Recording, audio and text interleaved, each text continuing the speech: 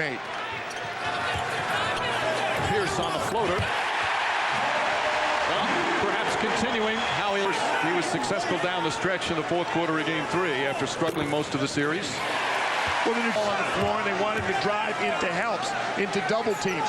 With that kind of philosophy, you're going to give up some free throws, but they're willing to trade that. He's in, and Pierce, he's still not right at the free throw line. Yes, he hit most of them in Game 3. Second chance opportunities. They got a miss out of Keith Van Horn, but the Celtics couldn't come up with the rebound. And an easy one that time for Paul Pierce. Aaron Williams. Van Horn inside, spinning. Blocked by Pierce. Van Horn again. 2 minutes remaining in the quarter. Just under 2 minutes remaining. Opening period of Game 4. The Nets have certainly responded. Pierce with his maybe best start. I forgot the lesson because they haven't brought it this afternoon. Same start as in Game 3. Pierce, though, with a different start than Game 3. They had 6 turnovers. Boston had none. And there's another one. 5.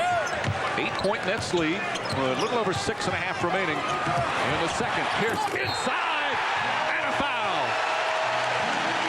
Looking for Paul Pierce coming around the screen. He's wide open. The help's too late getting there. Paul Pierce strong to the rim. Van Horn, his first foul. And I know you said he's too good a shooter, and he certainly is, and he's a good three-point shooter. But when he takes it strong to the basket, good things usually happen. Either he gets fouled, he makes a basket, or they come and he dishes it off for an open layup. Absolutely. And Paul Pierce said the rest of the team. Rodney Rogers, the only other player who scored. Paul Pierce is putting the ball on the floor. He's getting looks. He's got to beat 2 guys to do it, but he's working. That's great execution out of an out-of-bounds play. Antoine gets one in transition off the dribble. He gets one again in transition by running the floor. The looks are not coming easy. Got to bounce it, got to beat 3 people. Walker and Pierce are getting it done as always. Percent for New Jersey, just 37% for the Celtics. They have not shot well in this series. 37 is exactly what they're shooting for the series. On cue, Pierce knocks it down. I'm not sure this is the exact matchup Byron Scott wants. Todd McCullough on Paul Pierce. There's a term for that. It's called a mismatch. When either Pierce or Walker are on the bench. But right now, you better focus your defense on number 34. 52% of the Celtics offense. And right now, the 2 of them have 33. For the job for Boston, no surprise whatsoever, the superstars. Paul Pierce, when he's not double or triple team, got a couple of looks, and he really got them going.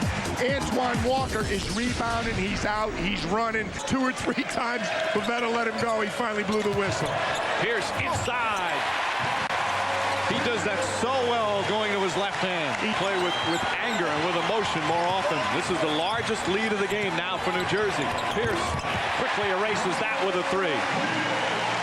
Paul Pierce as if he was going to draw an offensive foul and force Pierce to throw it to Eric Williams. Pierce drives to the goal. Hot step and puts it in. Splits 2 defenders.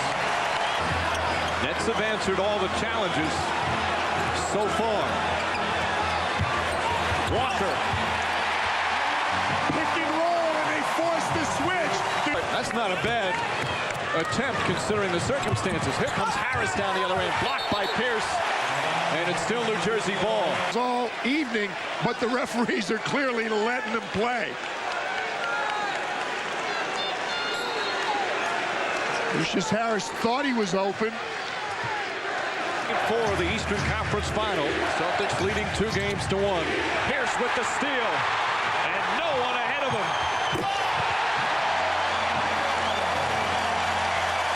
Well, this game here on Monday. It's not just the turnover, it's the points off turnovers.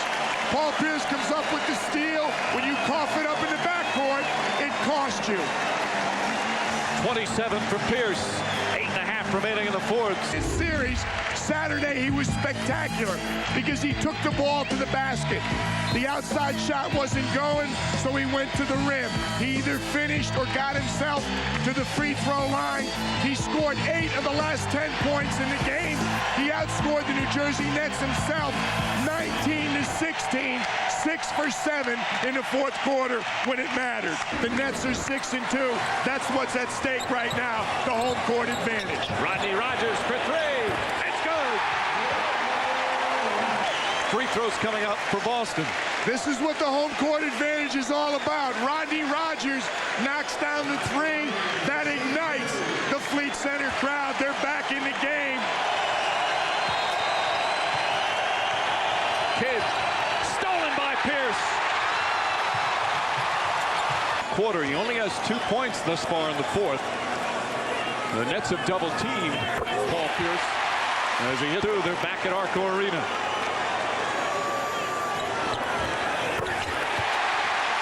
Pierce makes it a one-point game. He has the last 6 New Jersey points. Pierce, quick move. Kittles plays him well. Kenny Anderson, the jumper. And he gets the roll.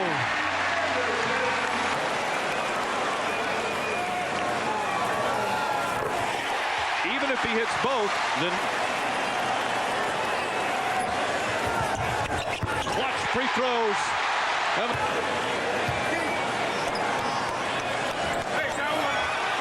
Van Horn, nearly a violation, knocks it loose. Walker thinking off the shot, no good. And the New Jersey Nets have even the series. Tony Batiste came up with the rebound, but he couldn't get it to fall.